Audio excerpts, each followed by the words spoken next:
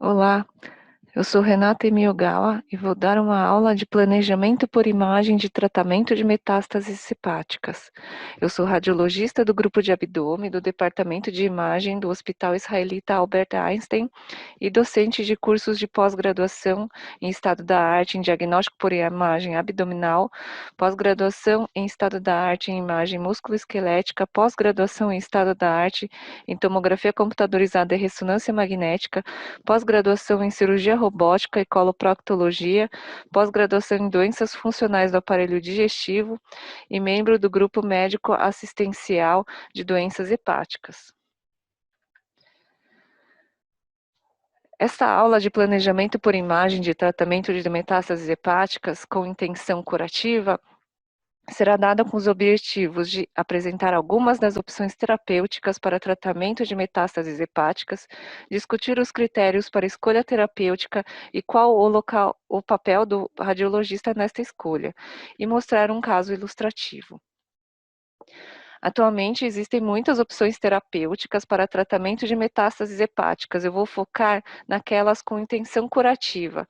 Aqui estou listando algumas modalidades de quimioterapia, a quimioterapia sistêmica, quimioembolização, a quimioterapia intraarterial, algumas de radioterapia, a radioterapia externa, atualmente utilizada para o fígado, a radiocirurgia, que é a sigla em inglês SBRT, a radioterapia interna, que pode ser chamada de radioembolização, ou as siglas em inglês CIRT ou TER.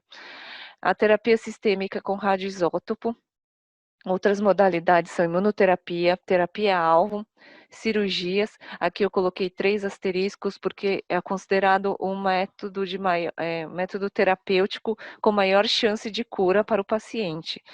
Entre as cirurgias podem ser feitas hepatectomias regradas, aquelas que seguem a anatomia para ser feita a ressecção, e as metastasectomias.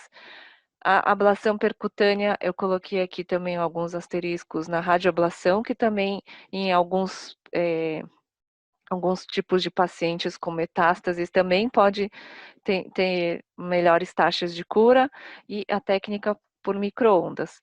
Então, como temos muitas opções terapêuticas, eu só listei algumas aqui, a decisão deve ser tomada idealmente através de reunião por uma equipe multidisciplinar. Então, o que vai governar, o que vai ditar qual o tratamento que nós vamos dar para essas metástases hepáticas? O tipo de neoplasia primária, número, tamanho e distribuição das metástases, tanto as hepáticas quanto extrahepáticas, e o remanescente hepático futuro. De acordo com o tipo de neoplasia primária. Então, os tumores neuroendócrinos, eles são passíveis de cura mesmo quando tem metástases hepáticas, se essas forem únicas, né? Depois vou entrar em mais detalhes. E também é possível também fazer redução de carga tumoral de metástases de tumores neuroendócrinos para diminuir sintomas. Então, não só com intenção curativa, pode ser indicada cirurgia ou técnicas ablativas, como para alívio de sintomas. Em metástases de cânceres coloretais, 50% dos pacientes desenvolvem metástases hepáticas ao longo do curso da doença. E quando presentes, essas metástases ditam o prognóstico. A cirurgia é a melhor chance de cura e sobrevida de longo prazo, com uma sobrevida de 40% nos pacientes que são passíveis de cirurgia em 5 anos. Para outros tumores primários, a conduta geralmente se dá para paliação de sintomas e redução de carga tumoral de maneira individualizada. Então, os que nós sabemos que temos oportunidade de oferecer cura ao paciente são tumores neuroendócrinos e cânceres coloretais. Então, o nosso papel do radiologista, né, é dividir o tipo, tentar classificar qual é o tipo de padrão de paciente que nós estamos, né? O padrão de disseminação. Se é um padrão difuso, por exemplo, esse do lado esquerdo, tem metástases múltiplas em todos os segmentos e praticamente não há parênquima preservado. Esse aqui é um paciente que facilmente a gente vê que é um paciente inoperável. Esse paciente do meio aqui, nós vemos grandes metástases, são múltiplas, bilaterais, né? Só que nós vemos uma quantidade grande de parênquima remanescente, né? Possível de ser preservado sem tumor.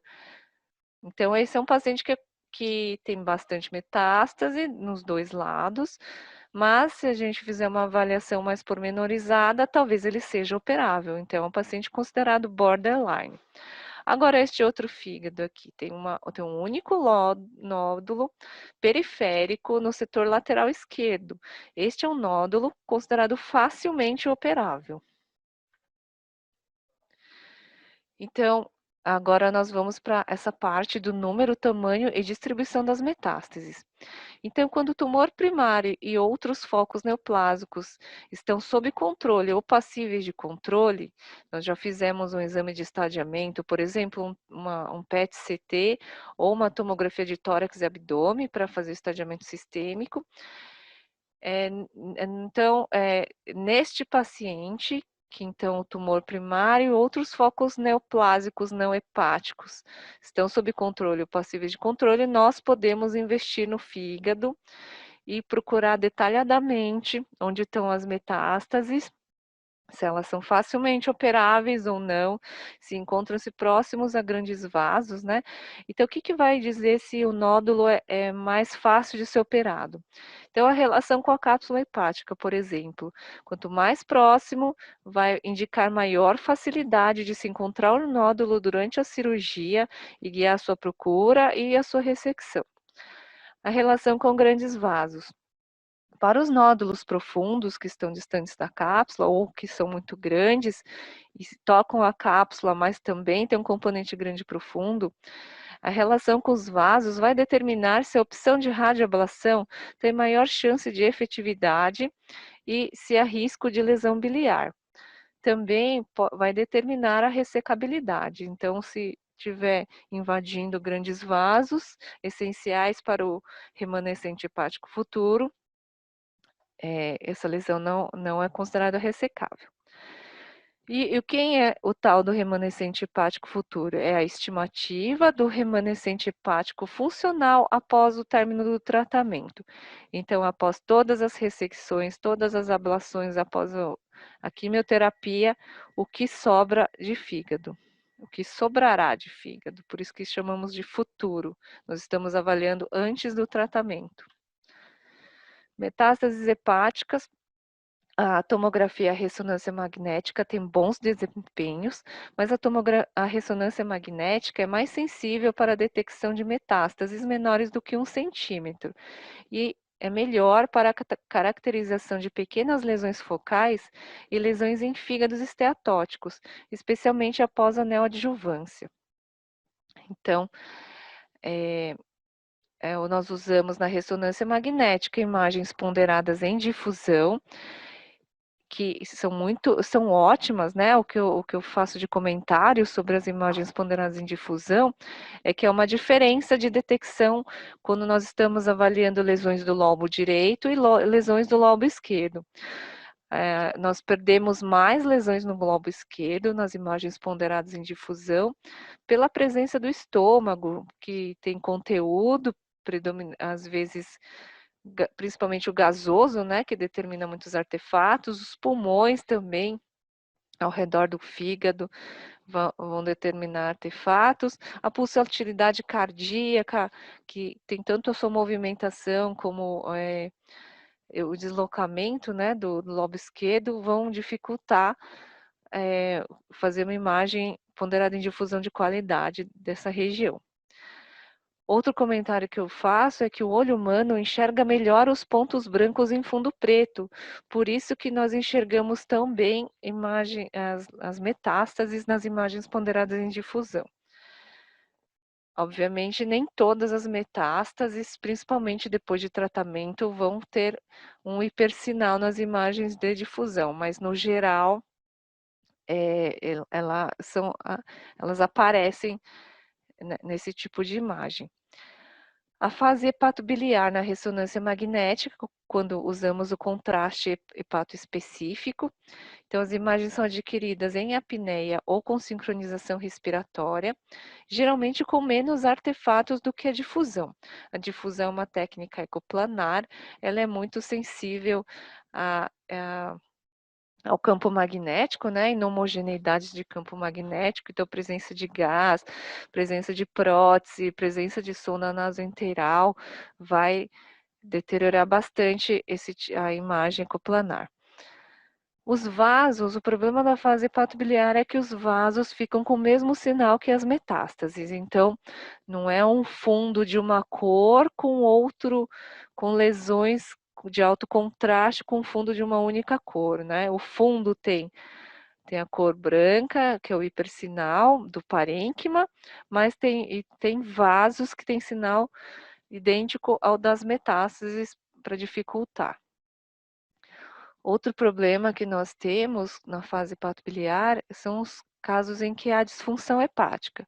Então, depois da neoadjuvância com quimioterapia, alguns deles predispõem à síndrome de obstrução sinusoidal, que levam à disfunção hepática e alteração do realce na fase hepatobiliar. Isso vai dificultar bastante a detecção de metástases. A esteatohepatite, que é outro tipo de quimioterápico que leva a esteatopatite. Também pode dar alguma disfunção, alterar o sinal, deixar bastante heterogêneo o sinal do fígado e dificultar a detecção de metástases. Tromboses que podem acontecer tanto por compressão pela presença da metástase, como uma síndrome paraneoplásica, dando tromboses do sistema porta, também vão alterar o sinal hepático. Então, nessas situações, os resultados são piores. Então, aqui é a imagem, né, num fígado no intraoperatório. Este é um fígado que é chamado de blue liver, né, após o uso de oxaliplatina como quimioterápico, tem a síndrome de obstrução sinusoidal, e nós vemos como o fígado fica bastante heterogêneo, né. A síndrome de obstrução sinusoidal, antigamente chamada de doença veno-oclusiva, dá uma grande congestão hepática, então a gente vê aqui os hepatócitos e a congestão, os vasos congestos aqui. O yellow liver é decorrente do uso do irinotecano, né, da esteatohepatite, então fica esse fígado amarelado aqui no intraoperatório e inflamado. Então, a gente vê aqui grande quantidade de, de áreas de esteatose aqui no fígado, né, macrogoticular aqui principalmente, e o processo inflamatório aqui, né, os linfócitos aqui infiltrando o parênquima. Então vamos, aqui é um caso que a gente olha o paciente facilmente operável, né, então tem um nódulo aqui no segmento 5, na periferia, então o médico, o cirurgião pode ver esse nódulo facilmente durante o ato cirúrgico, pode encontrá-lo e ressecá-lo, não faz contato com nenhum grande vaso. Agora temos outros casos que são borderline, né? Esses daqui, então, paciente múltiplas metástases, então, nódulos no lobo direito, outro aqui no lobo direito, aqui no segmento 4, outro aqui, vários muito pequenos, vários próximos da cápsula, que facilita, mas vários profundos, que até se aproximam um pouco de algumas veias, né? Veias hepáticas, vai dificultar a radioablação, porque a proximidade com um grande vaso vai roubar calor e vai diminuir a eficácia da radioablação. E além disso, A presença de várias metástases dificulta bastante encontrá-los na cirurgia. Então, da nossa parte, um mapeamento pré-operatório é muito importante para ajudar o médico a encontrar essas metástases no intraoperatório. Ele vai usar a mão de ultrassonografia intraoperatória, né, para ajudar a localizar os nódulos e, eventualmente, se ele já vê que o fígado está muito alterado, o parênquima basal já está muito alterado, ele pode fazer marcação com fiduciais, né, então colocar clipes, né, dentro do nódulo para ele conseguir encontrar durante a cirurgia. Então, aqui é um outro nódulo, que ele é indistinto, né, ele é infiltrativo, a gente não vê bem as suas bordas, mas a gente vê que tem um contrato muito grande com a bifurcação da veia porta. Então, mesmo sendo uma única metástase, a localização dele torna-o bastante difícil de ser operado. Então, esse é um nódulo único também, mas ele é profundo e próximo de grandes vasos importantes para o paciente. Sobre o remanescente hepático futuro. Então, é o volume de fígado residual após o tratamento, e esse remanescente tem que ter irrigações arterial e portal e drenagens venosa e biliar adequadas. Então, nós temos que estudar todo o caminho da artéria e todo o caminho da veia porta até os segmentos que vão sobrar no paciente e verificar se tem chance de comprometimento, invasão e impossibilidade de reconstrução, que vai impedir a cirurgia. E também a drenagem venosa, a gente vai ver se tem comprometimento da veia, dos segmentos que se esperam que vão fazer parte do remanescente hepático futuro. E, se possível, também a gente vai fazer estudo biliar. O volume de fígado remanescente que vai ser necessário vai depender do peso do paciente, da presença de hepatopatia, o quanto que o paciente teve de quimioterapia pregressa, e ele varia entre 20% a 40% do volume hepático total pré-tratamento. O racional é sempre ressecar ou fazer ablações de menor volume de fígado possível, erradicando todas as metástases encontradas e realizar novos tratamentos sempre que novas lesões forem identificadas. Caso o volume de fígado remanescente residual seja muito pequeno, estimado que seja muito pequeno, muito próximo do 20 ou menor que 20, então existem algumas táticas para aumento do volume de fígado residual. A embolização da porta contralateral, radioembolização, cirurgia em 2 tempos, por exemplo, o ALPS, né, é uma cirurgia que ultimamente não tem sido mais feita, feito com pouca frequência, mas é uma cirurgia em 2 tempos. No primeiro ato cirúrgico, é feita uma transecção do fígado, né, então é o liver partition, e a ligadura do ramo portal contralateral para promover a hipertrofia do fígado contralateral. Então, é muito importante para determinarmos o remanescente hepático futuro, estudar a anatomia hepática, toda a segmentação, variações anatômicas arteriais, venosas, portais e biliares. Então, a gente vai fazer a avaliação do fígado sem a metástase, né? O parênquima hepático, como ele é, como é a morfologia, se é heterogêneo, se tem chantes portosistêmicos, ascites, planomegalia, coisas, características que indicam que é um fígado doente, né? Então, para diminuir a chance da falência hepática, né, da insuficiência hepática pós-operatória, a gente vai, ao máximo, tentar fazer essas avaliações, algumas dicas, né, de como está esse fígado. Então, podemos fazer quantificação de esteatose, de siderose, de fibrose, usando o ID e o IQ, e a elastografia por ressonância magnética. Na fase hepatobiliar também pode ser utilizado o grau de contrastação do fígado, tem relação com a disfunção pós-operatória. Então, quanto menos contrasta o fígado na fase hepatobiliar, maior a chance de disfunção pós-operatória. Infelizmente, não temos trabalhos com número de participantes suficiente para determinar qual é essa taxa de contrastação mínima necessária para que não haja disfunção no pós-operatório.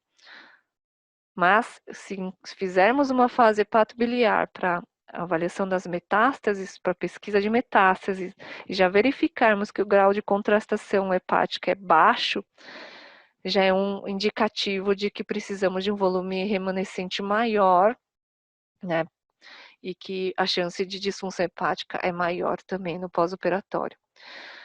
O cálculo da volumetria hepática pode ser feito por softwares automatizados, eles são totalmente automatizados ou semi-automatizados, ou se não, a volumetria manual, no qual nós temos que traçar todo o contorno do fígado para calcular o volume. É importante calcularmos os valores absoluto e relativo do volume hepático, então fígado total e o volume de fígado remanescente hepático futuro sobre o volume de fígado total, né? Então, quantos por cento de fígado que vai ser o remanescente hepático futuro? Se as metástases forem grandes, elas devem ser excluídas desses cálculos volumétricos, né? Porque nós estamos fazendo medida do parênquima hepático, né? Que vai sobrar para o paciente após o tratamento. Então, não esquecer de avaliar as vias de nutrição, artéria e porta, de drenagem, veia hepática e via biliar, do remanescente hepático, que precisam estar livres de tumor, mas que, em parte, podem ser substituídos por enxertos, prótese e derivação. Agora, eu vou mostrar um caso ilustrativo. Um paciente masculino de 54 anos, previamente rígido, atendido no pronto atendimento com suspeita de cólica biliar. Não tinha comorbidades, história familiar era negativa para neoplasias, e na investigação da cólica biliar foi feita uma ultrassonografia que mostrou múltiplos nódulos hepáticos. Nessa avaliação inicial foram colhidos exames de sangue que mostraram aqui, vamos para o CA elevado de 122 e um CA 19,9 de 74. Esses exames não foram colhidos no pronto-socorro, foram colhidos na primeira investigação dos múltiplos nódulos hepáticos. Então, ele veio ao nosso serviço para completar esse estudo, né, de esclarecimento dos múltiplos nódulos hepáticos e fez uma ressonância magnética. Na ressonância magnética já foi possível identificar uma lesão infiltrativa no cólon descendente, aqui é na transição descendente sigmoide. Então, aqui no círculo branco, restringia bastante difusão. Aqui a gente pode ver no axial, na imagem axial T2, que é uma lesão ulcerada, né? Então, é uma lesão úlcero-infiltrativa, é uma ulcerada, mas não perfurada, né? Então, aqui a gente vê o realce hipovascular do tumor. Então, altamente suspeita para neoplasia primária. E o fígado, né? O que são as tais múltiplos nódulos hepáticos? Então, nós encontramos grandes massas, né? Aqui, ó, e nódulos. Massas, aqui pegando todo o lobo esquerdo praticamente, e na região, infelizmente, comprometi a região da desembocadura das veias hepáticas. Então, logo nesse coronal, já dava bastante impressão de que seria um paciente inoperável. Mas, também, vamos olhar com mais cuidado, tem bastante parênquima sem comprometimento, né? Não é igual aquela imagem que eu mostrei de inoperável, que não tinha praticamente nenhuma porção de fígado sem metástase. Esse paciente tem algumas regiões do fígado sem metástase. Agora, olhando no axial, então nós vemos aqui múltiplos nódulos, lobo direito e lobo esquerdo. Aqui é aquela que vai para para todo o lobo esquerdo praticamente, né? Mas a gente vê aqui a veia cava e veia hepática direita. A veia hepática média parece comprometida, né? A gente vê aqui que não tem mais o flow void, então o fluxo ou está lentificado, quer dizer, provavelmente está lentificado, porque naquele coronal a gente não viu trombose. E aqui, vindo aqui mais para baixo, então, grande parte do lobo direito também tinha metástase, mas, como vocês podem ver, também tem bastante fígado sem metástase. Então, um laudo que poderia facilmente sair deste exame seria fígado de dimensões aumentadas, com múltiplas lesões heterogêneas em todos os segmentos hepáticos, com necrose central e realce predominantemente periférico, algumas com retração da cápsula hepática, medindo até 12 centímetros nos segmentos 2, 3 e 4. Espessamento parietal do cólon descendente por cerca de 4 centímetros, suspeito para neoplasia primária. Então, em relação ao fígado e à lesão do cólon, poderia sair esse laudo facilmente, né? Eu acho que na maioria dos serviços sairia um laudo parecido com esse. Ou talvez falaria aqui que esses nódulos são metastáticos, sugestivo de lesões secundárias, alguma coisa assim. Só que este aqui, laudo convencional, quando visto por um oncologista, só dá a possibilidade de quimioterapia paliativa para esse paciente, né? Então, paciente inoperável, quimioterapia, nós sabemos que atualmente não é possível cura de câncer coloretal com metástase hepática só por quimioterapia. Então, esse laudo só abriria a possibilidade de paliação para o paciente. Agora, se a gente detalha um pouco mais, vamos lá. O fígado de dimensões aumentadas, com múltiplas lesões em todos os segmentos hepáticos, assim distribuídas. De 12 centímetros, aquela grande, né, que ocupa todo o lobo esquerdo, né, amplo contato, e determina abaulamento da veia hepática média. A veia hepática esquerda não é identificada em meio à lesão. Outro de 13 centímetros na periferia dos segmentos 5 e 8. Outro de 4 e 4 na periferia do segmento 8.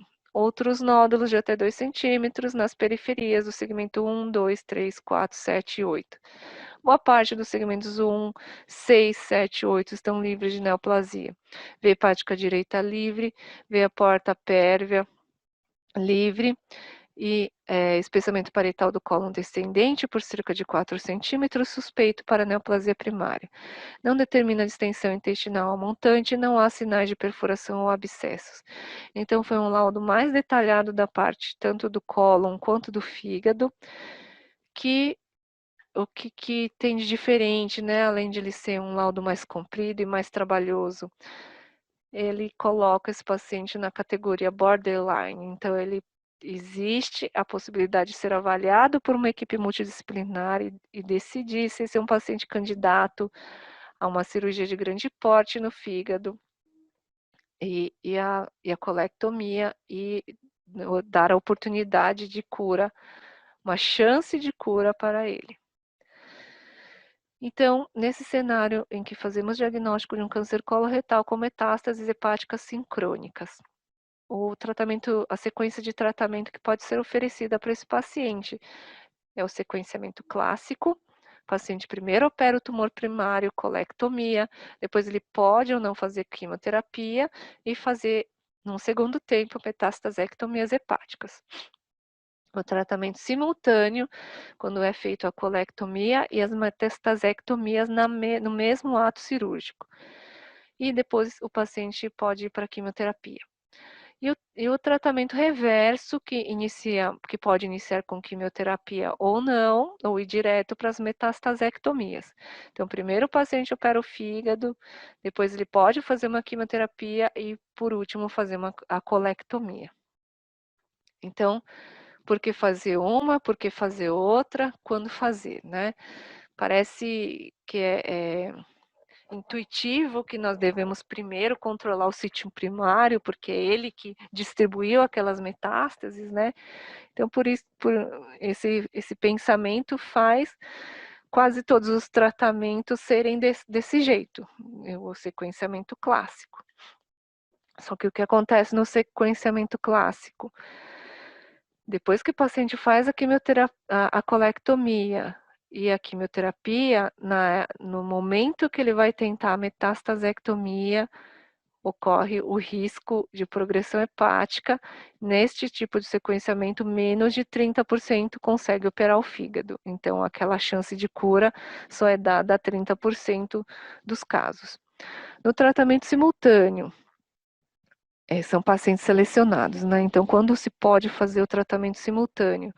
Quando a cirurgia do fígado e a cirurgia do cólon não são complicadas. Então, se a cirurgia do cólon já souber de antemão que uma cirurgia vai ser uma cirurgia complicada, demorada, então provavelmente a metastasectomia não será realizada no mesmo tempo, a não ser que seja uma muito fácil, uma na periferia do setor lateral esquerdo ou no segmento 5 ou 6, né, que são mais facilmente operáveis. Então, como são pacientes selecionados, tanto a colectomia quanto a metastasectomia não são difíceis de serem realizadas tecnicamente, já é uma seleção, né, de pacientes que é feita. Então, é a tática que tem melhor taxa de mortalidade, mas talvez por um viés de seleção. O tratamento reverso, né?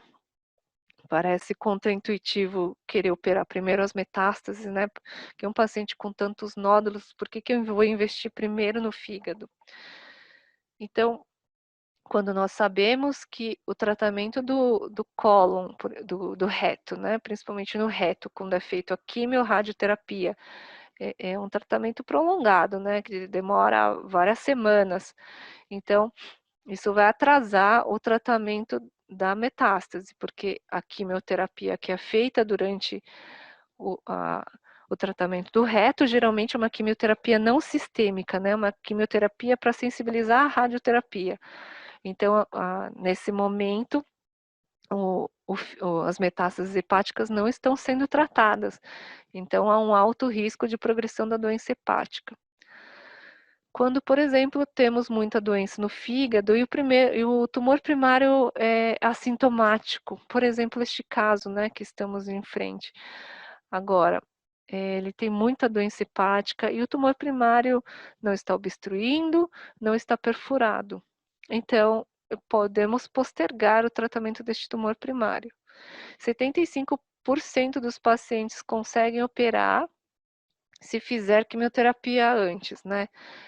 Nesse tratamento reverso. Então, é um paciente borderline, geralmente ele faz uma quimioterapia, mas pode ir direto pela metastasectomia, e nos que fazem a quimioterapia antes, 75% conseguem operar. Então, voltando ao nosso paciente, ele fez a tomografia de tórax, que não deu nada digno de nota, fez a biópsia hepática, guiada por ultrassonografia, que mostrou um adenocarcinoma moderadamente diferenciado metastático. E não tinha mutação do RAS. Era um padrão intestinal tubular. Então, não foi feita nenhuma abordagem do cólon. Ele tinha, por imagem, características de neoplasia primária, só foi biopsiada a metástase para confirmar que era mesmo metástase daquele tumor e foi para continuar o estadiamento. Então, fez um PET-CT para mostrar que só tinha doença no abdômen, né? Não tinha doença disseminada, não tinha múltiplas metástases ósseas, metástases cerebrais. Tinha fora do fígado e do cólon apenas um linfonodo interaortocaval. Então, seguindo aquela regra, tinha o primário que seria facilmente controlado no futuro, uma metástase interaortocaval que poderia ser ressecada também, e o mais difícil, nesse caso, seria o tratamento do fígado. Então, era uma neoplasia de cólon descendente com múltiplas metástases hepáticas sincrônicas e um linfonodo interaortocaval positivo. Então, no estadiamento T3N2M1A. A lesão primária é considerada ressecável, metástases hepáticas potencialmente ressecáveis. É um paciente sem comorbidades. Então, a decisão da avaliação multidisciplinar foi avaliar o comportamento biológico do tumor, realizar primeiro quimioterapia seguida da radioembolização. Então, caso o paciente tivesse resposta à quimioterapia, indicando que era um tumor com comportamento biológico favorável, ele iria para a radioembolização, como uma tática de aumento do volume de fígado remanescente. Então, o que é a radioembolização, né? Essa é a técnica SIRT, Selective Internal Radiotherapy, é uma injeção de radioisótopos dentro da artéria hepática, nos locais que precisam ser tratados, que tem vai ter um efeito radioterápico local bastante intenso. O grau de penetração da radiação, uma radiação beta, né, é de 2,5 milímetros, em média, né, e máxima de 10 milímetros.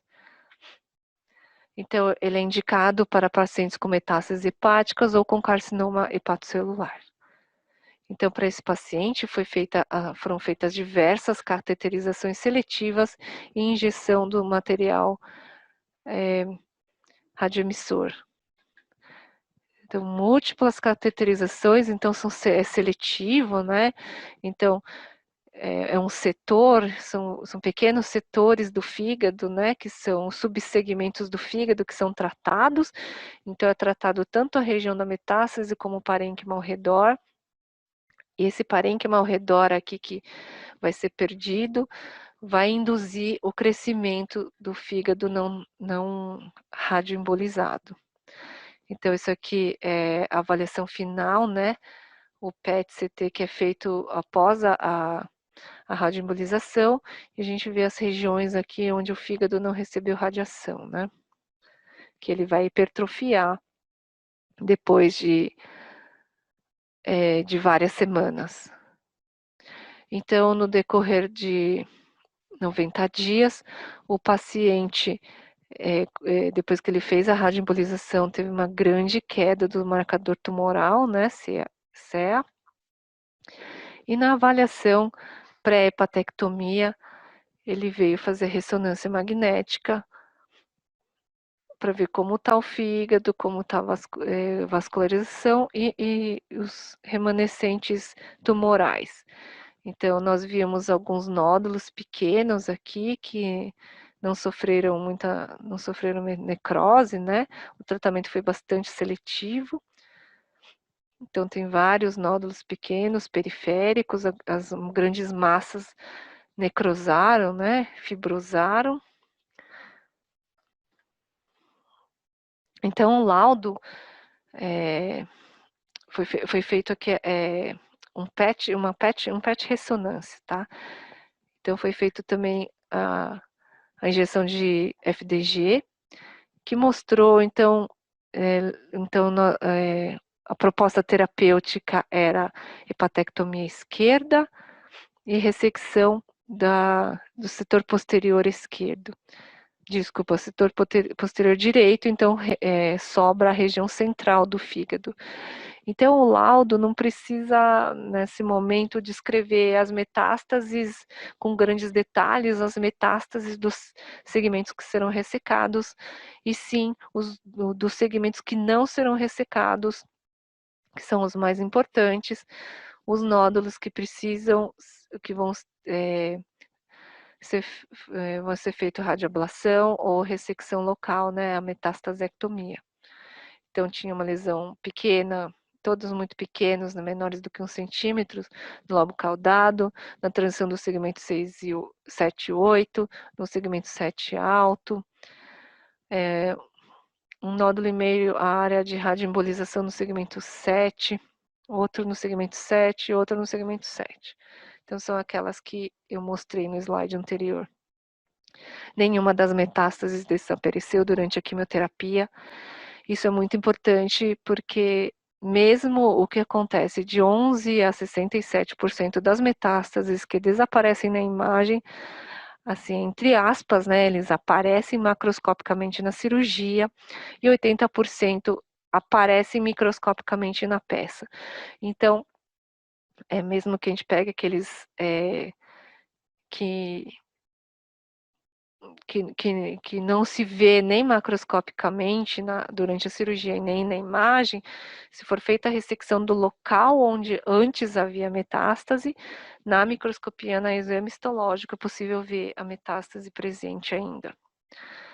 Então, no caso de metástases muito pequenas, é possível fazer essa marcação com fiduciais na região da metástase para ressecar a região do fígado, né, já que não é visível macroscopicamente, e diminuir a chance de recidiva nesses locais. Fusão de imagens para ressecção ou ablação também é possível. A angiotomografia computadorizada é muito importante para esse tipo de cirurgia, porque é feita a avaliação da anatomia, né, e verificar se há preservação dos vasos nutridores e dos vasos de drenagem do remanescente hepático futuro. Pode ser feito o cálculo da volumetria do remanescente hepático futuro e reconstruções tridimensionais para o planejamento cirúrgico e localização das metástases. Então, podem ser feitas reconstruções simples, né, como o MIP, Maximum Intensity Projection, simplesmente já dá bastante informação, já ajuda muito mesmo o médico que vai operar. Então, aqui, por exemplo, a gente vê a fase arterial, a artéria hepática própria aqui, a artéria hepática direita, a artéria hepática esquerda, ver que a artéria, tem uma artéria aqui, provavelmente do caudado, que está hipertrofiado aqui, saindo da direita. Aqui olhando como está a veia hepática direita, né, que tá livre, como que é a anatomia, né, ver que a hepática média e a esquerda, que antes não era visível, agora já ficou visível depois da radioembolização, mas ele não chega aqui, né, na veia cava e também não importa porque vai ser ressecado. Como que é a anatomia da veia porta, né, para facilitar a hepatectomia esquerda, aqui no plano coronal, no plano axial. Também podem ser feitas reconstruções volume rendering, também são bastante bonitas, né, e dão oportunidade de a gente criar bastante contraste, rodar as imagens, ter noção de profundidade. Aqui outro tipo de reconstrução volume rendering, de veia é um pouco mais difícil fazer um volume rendering, né, mas a gente pode tentar mudar a escala, né, e fazer de cores diferentes, vasos que contrastam mais e vasos que contrastam menos, mas aqui a gente pode ver a veia porta, o ramo portal direito, o setor anterior aqui, né, que está preservado, que é o que vai ser deixado nesse paciente. Aqui uma reconstrução que é possível ver o contorno hepático, para ver os locais das grandes metástases que necrosaram aqui, para ter referências, né. E esse paciente conseguiu fazer finalmente a hepatectomia esquerda, uma segmentectomia não regrada dos 6 e 7, nodulectomias múltiplas daquelas pequenas lesões, né, que sobraram, e radioablação da lesão mais profunda do segmento 6. Então, aqui nós podemos ver que isso aqui é o que sobrou do fígado, né, que foi feita a grande ressecção do lobo esquerdo do fígado, e aqui grande parte, né, do segmento 6 e 7. E nós podemos ver a cor aqui, né, bem rosinha, né, tá muito bem perfundido, não tem nenhuma área muito roxa, né, que indica congestão, então nós fizemos nosso papel muito bem, falando que tinha uma veia de drenagem eficiente e vasos nutridores também preservados. O paciente apresentou uma disfunção hepática transitória para uma cirurgia de grande porte, isso é esperado, pode precisar até ficar na UTI alguns dias. Esse paciente não precisou de UTI, ele teve disfunção hepática, ficou numa semi-intensiva por um dia, depois já foi para o leito, e no 11º pós-operatório ele já teve alta para casa. E o que foi encontrado, né, na peça foram aqueles nódulos maiores que passaram pela radioembolização, tiveram bastante necrose, mas não total, né, pela imagem dava a impressão que era total, mas não. E nódulos pequenos, né, aqueles de 0,6, 0,5, tinha, necrose de 90%, esse outro tinha de 40%, então tinha bastante tecido viável, né. 6 meses depois da cirurgia hepática, o paciente fez a retocolectomia com linfadenectomia e reconstrução primária. Aqui é um artigo de revisão muito bom sobre o approach, né, sobre o approach multidisciplinar para avaliação de pacientes com câncer coloretal e metástases hepáticas. Muito obrigada.